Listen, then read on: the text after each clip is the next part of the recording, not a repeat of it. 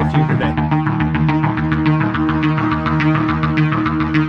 And many hospitals in the rural area have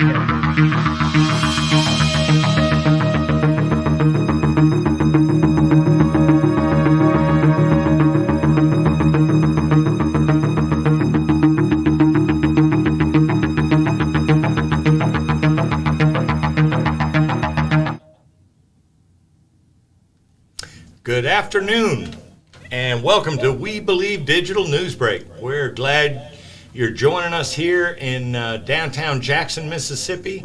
95-degree temperature outside and rising, not a dark cloud in the sky.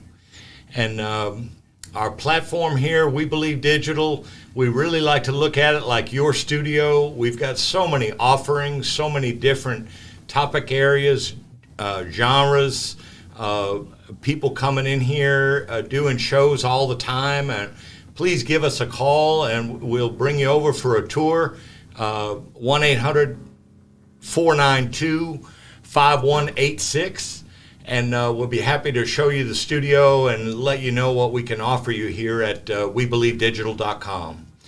So here we are today for our news break, and we've got plenty of topics going on. And but first, hello to my co-host, Mr. Socrates Garrett. How are you, sir? I'm well, Chris. Good to be in the studio with you on this Wednesday. Wednesday it is, and we have got a lot of topics. You know that Jackson City Council was meeting yesterday.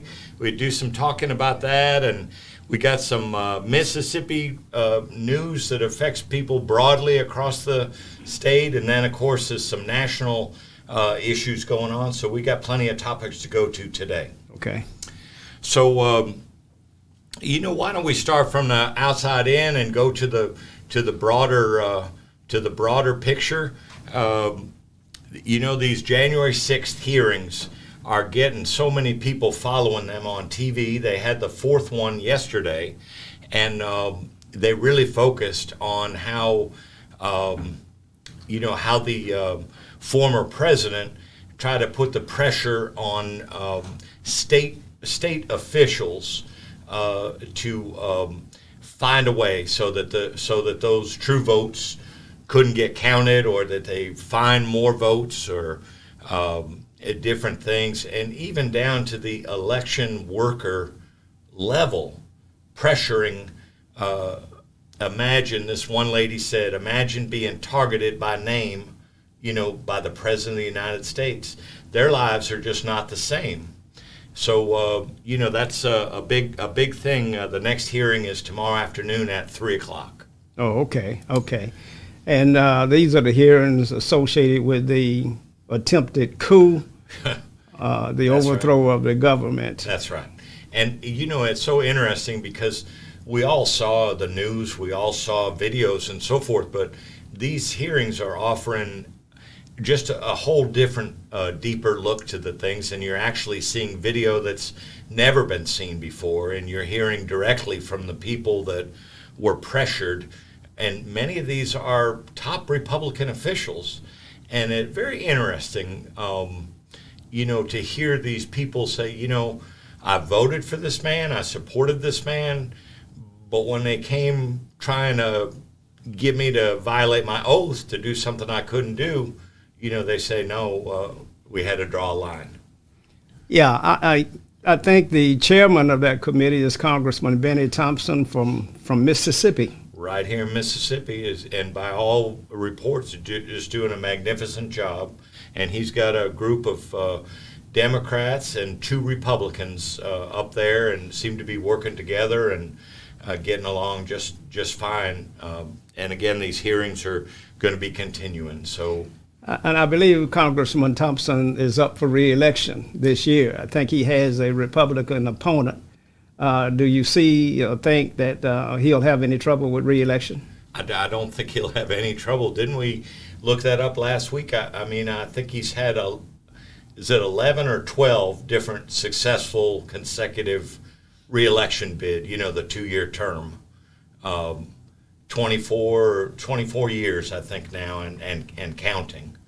Well, he is a joy and a pride of Mississippi, and you're right, he's doing a wonderful job up there as chairman, And I've seen so many comments, both posted on social media and in private conversations, that the way he's conducting those hearings and that he's in total charge. He's in control of the process, and he's not stumbling and bumbling. He knows exactly where he's going, and he just makes us all proud. It's tough work that he's got to do, and I'm sure he's got plenty of security around him, because there are a lot of people unhappy with the progress of this hearing and the things that they're uncovering. Yeah, and the other thing too with now I live really it's 100 yards. If I lived 100 yards west of where I live right now, I'd be in Congressman Thompson's district. But lo and behold, the place where I find to stay was inside the other, and I get email, I don't know, once a month or something like that from that congressman, but I see Benny Thompson all over the place from down in the southwestern part of the state, near closer to the Gulf. I see him working on the levee issues in the Delta, and in Hinds County. He's from Bolton, which is maybe possibly 20 miles. Yeah. Maybe, yeah. So, so those hearings progress. And another thing, on the other side of the equation, with the on the red side of things, because obviously Mississippi's a very deep red state, but I was reading and watching some things recently where this former governor of Missouri, one of the closely neighboring states down here to us, he resigned, and they had to this is a former Navy SEAL, and was a governor of Missouri, but he had to resign due to different allegations and so forth, this and that, and now he's running to take the spot of longtime Senator Roy Blunt in Missouri. And these commercials, he says, Mr. Garrett with a gun across his chest in tactical gear. In these commercials, he said, "We're going rhino hunting." Imagine that. What does rhino stand for, Chris? The Republican in name only. Okay. So he's going after these people that are apparently not voting stridently enough, with the Republican Party or what have you. So, but to see somebody running for Senate with a gun across their chest talking about they're going people in their own party they're going hunting against, what are we getting to? That's terrible. Yeah. That's terrible. How would he think that anybody would elect him portraying that image in this difficult times we're in, with all of the mass shootings and all of the killings that are happening across this country? He must need medication. Well, it's funny. I love doing this show with you, Mr. Garrett, because when you ask these simple questions, I have learned there's multiple layers underneath that, and you're exactly right. On the surface you think, my gosh, but then wait a minute, pause, think about what's going on in this country, and the resistance to any form of minority advancement, replacement theory, these people out there, they think this is their country, and they're so terrified that it's being taken away. And so maybe the symbology of that is appealing to a segment of this country. Well, I trust that the American people will always correct themselves. I knew that when Trump was elected president, that we were very disappointed. But we also understood that if he turned out to be the character that he did turn out to be, that America would correct itself. Mm-hmm. And I've seen that year after year after year, when given the right facts and information and proof of certain behavior, mm-hmm. that it will correct itself. Yeah. And America did. And it stood up and elected Joe Biden president. Mainly with the help of the minorities in this country. No question. He was able to defeat Trump. Mm-hmm. And many people are asking now, is he responding in kind to that enormous minority support that he received? People questioning that. I know one thing I just heard recently is he's looking at suspending the federal gasoline tax, which different arrangements with taxes and all, but suspending that for a certain period of time to try to ease up on what people are paying for gas. I've seen just this week, so far in this short week, I've seen 3 people I know that are now they're beaters, to try to save on gas. Yeah. To answer the question that you put on the table, is he doing enough to repay the great debt that he owes, that being President Biden? The answer would be no. Right. He's not doing enough, has not done enough. And the mere fact that the country is headed toward recession because of the high inflation that we have and the rising interest rates across the country, and Americans are hurting. As you indicated, the gas price is an average of over $5 per gallon. And the food. And not many families, especially poor families, can sustain that kind of an increase. So no, he's not doing enough specifically to repay the debt that he owes. He's got his hands full because he's got a country that is suffering and headed toward some difficult times with inflation being this high. And so he's got his hands full on how he's going to save the country and the economy and keep us from recession.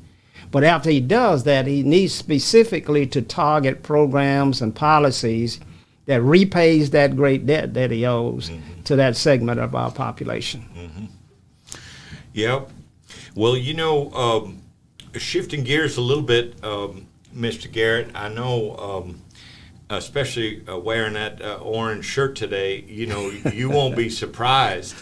You won't be surprised to know that the entrants for the 2002 Pepsi National Battle of the Bands have been announced. Wow. And I know that our producer today, Jaleesa, I know she's happy to hear this news too. So both of you are alumni of Alcorn State University, and surely they made the list of 8 bands that are going to be down at the NRG Stadium in Houston, Texas, on August 27th for the Battle of the Bands. How about that? Wow. Well, I tell you, Mississippi, all of the historical HBCUs have excelled in music, just excelled.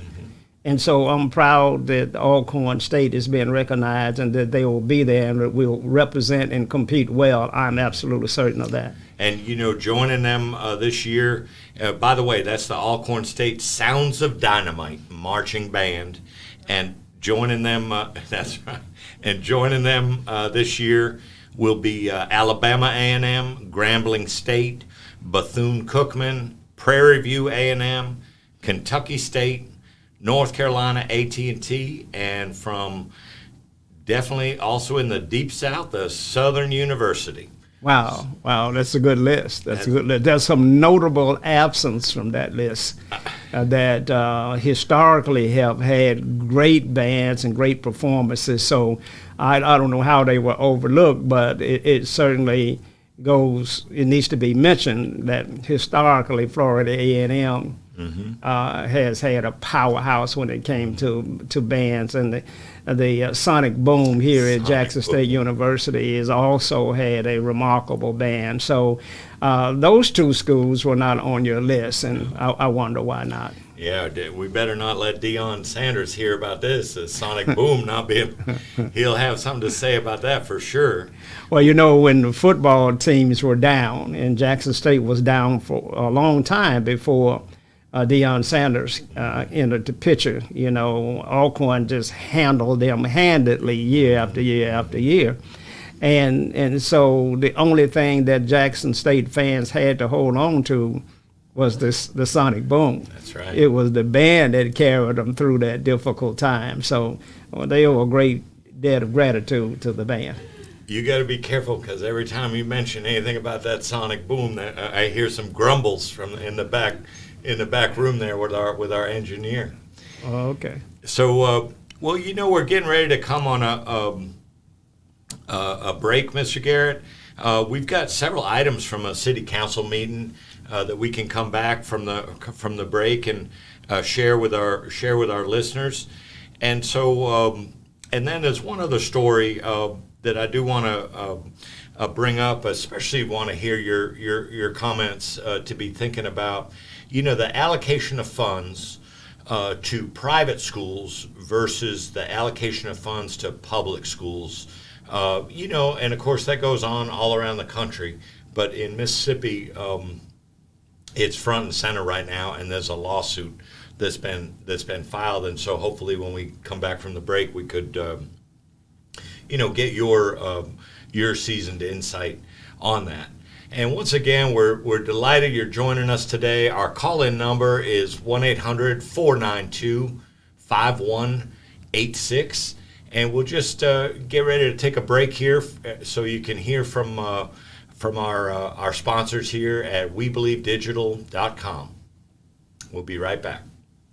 The Mississippi Link is an African-American female-owned newspaper with a trusted voice that is highly respected throughout the city, state, and nation. Our motto, keepers of the knowledge for people who speak the truth, since 1993. Link significantly influences the thoughts, attitudes, and buying decisions of its readers. Call us at 601-368-8481 for your advertising needs. If you would like to receive a newspaper in the mail each week, our annual subscription is only $52 per year. That is only $1 per week for you to stay informed regarding many stories that you can only get in the Mississippi Link. Sign up today at themississippilink.com and click on Home Delivery. Are you tired of living check to check and looking for residual income? We have just the opportunity for you. Join us on Saturday, the 25th of June in Jackson, Mississippi, as we discuss the sexiest industry in the world, travel. Let's turn your passion into profits, whether it's on a full-time or part-time basis. Please RSVP or text to 404-915-8626. We look forward to connecting and taking flight. See you soon. And welcome back. Thank you again for joining us. We're just going to jump in on a story having to do with schools. The education is the bedrock of everything. I remember my dad for years and years would tell me as I was a mightily struggling student, I needed a lot of help to, and he would say, Christopher, education is a light load to carry. And so when we think about that, here in Mississippi, a deep red state, decisions that are being made that people claim are decisions being made for all, but you barely draw the drapes, and you can see that it doesn't really look that way. So there's a lawsuit that was just filed, Mr. Garrett.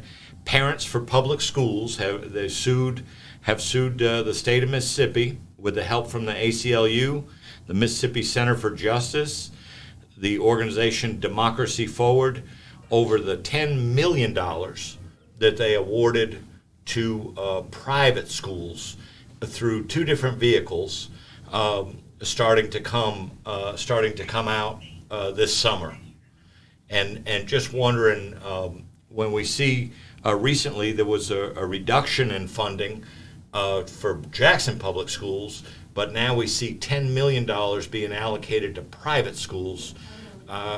Would you share your thoughts on that? Well, the public school system has not been adequately funded ever in the state of Mississippi. And it goes back to a lot of lawsuits have been filed. The Ayers lawsuit was filed in regards to the disparity and the discrepancy in funding for our historically black universities. We never got the curriculum, the programs, nor the funding that other schools have got. And so now when you say that there has been an effort to fund charter schools, then, it just flies in the face at everything that we have going on here. Mm-hmm. Okay, Chris, go ahead. Hello, caller. You're on the air. Hey, you guys. Thank you so much for taking my call. I was listening right now, and I wanted to know, Chris, I believe, if you could repeat the date for the Battle of the Band, that would be great. Oh, wonderful. Can you hear me? Yes, I can. Yeah, the date for what's the date for the Battle of the Band? It's August 27th. August 27th. Thank you so much. And I also wanted to let your listening audiences know that if they'd like to advertise on this show beginning July 1st, if the rates are as low as $10 per 30-second slot. Also, I've shared this on my page, and I'm looking forward to other people sharing as well. Have a great day, gentlemen, and thank you so much for the news break. Thank you for your call. So yes. the funding apparatus and the methodology and how funds are applied to our school district, really, it's like smoke and mirrors. And so, the funding that comes down from the state down to the county level through the school superintendent's office there, it still has to have a funding mechanism to get funds out to all of the schools in the county. And so the east side of Madison County up at Velma Jackson has never received the funding that the southern part of Madison County receives, even though they're in the same county. Mm-hmm. And so these ratios and the mechanism for funding has always been suspect. Now, to hear that the governor, in his infinite wisdom, put forth the funding for private schools in the face of the tremendous downturn that we're having in public schools, just is a slap in the face to most people in the state of Mississippi. If it were not for public education, then I wouldn't have gotten that education, and not many African Americans would be able to afford anything other than a good public education. Mm-hmm. And while public education in Mississippi has not been on par with California and the rest of the country, it certainly has given hope and the foundation for those that are less fortunate mm-hmm. to be able to improve their lives and hopefully go on to a junior college or trade school or 4-year college and come out and be real productive citizens. Mm-hmm. And it surprises me. Well, it doesn't surprise, but the idea that this is going on against a backdrop with the biggest budget surplus that we've ever seen in the history of the state, it seemed like this would be the ideal time to do a reset on all the funding and get things up to par, especially when the governor is constantly touting the state as, come here, we're wonderful, we do wonderful things, and bring your business here, and et cetera, et cetera. Yeah, you can tout that, but businesses will not move to an environment where they feel that education is inadequate mm-hmm. or inadequately funded. Mm-hmm. They will not move. CEOs will not want their children to grow up in an environment where they don't have quality education. Mm-hmm. So the key to economic development, according to most economists, lies at the feet of low crime mm-hmm. and great education. Mm-hmm. Mm-hmm. And if you have those two things, then God's blessed Mississippi with the rest, mm-hmm. great climate, weather, and proximity, and things of that nature. Mm-hmm. So if you can control education and crime, then you could create the new Silicon Valley. And in the black community, you could create the new Black Wall Street mm-hmm. and things of that nature. And you could have all kinds of opportunities popping up just by controlling those two things. Mm-hmm. But if you are furthering the divide by funding private schools, meaning and defunding public schools, right. then you're creating a situation where it's going to hold your state down. Yeah. And I know the clock is ticking on the show, but when you say all that too, it just makes me, if the mentality of so many of these people here in this deep red state, if there's any way that God could bless us with a shift of heart, what a story this would be, and how people would flock to this state if we could come to terms and come to some type of reconciliation with this racism that's just rampant down here, and this blatant disparities and unfairness and inequality. To be at the epicenter of that for so long. Could you imagine if they could have some breakthroughs with that, and what signal that would send out through the country? If Mississippi can come past and stand up and walk right, imagine the power of that message that would reverberate through the country, through the world. Through the entire world. I mean, I get consistent visits from people from Palestine and from Israel that come here, and we have an opportunity to speak to them, and they want to know what was the history like, and what was the divide in the race relations like during those turbulent times, and how were you able to survive, sustain, grow, and achieve in that kind of environment. And they want to know that because they compare the situations that they have in their countries. And the great battle that's going on between the Israelis and the Palestinians is one that probably has not been rivaled anywhere in the world, right? It's not as bad as the slavery issue that occurred, which in my opinion is the worst human tragedy that ever occurred. But it is terrible. And so they come to Mississippi to see what was it like, and how are you able to love your brother, and how can you get a change of heart as you call for. And so you're right. If that could occur, and it should occur, and it should occur in Mississippi, Mississippi should lead the way in racial reconciliation. And Mississippi should understand that its only method of survival and growth and prosperity is to recognize and embrace its diversity. Recognize and embrace the diversity, and say that I am my brother's keeper, that we do apologize for our history, and we are making amends for it in every way that we can. And just in case they're listening and don't understand how to make amends, we do that by programs and policies. Every African-American child in the state of Mississippi at the age of 1 to 20, starting with this generation, should get free education. Completely. Should be provided with free education. Every child born in that generation should have a life insurance policy. That's paid for by the state of Mississippi. Right off the bat, allowing an opportunity to start generating some income, some family wealth.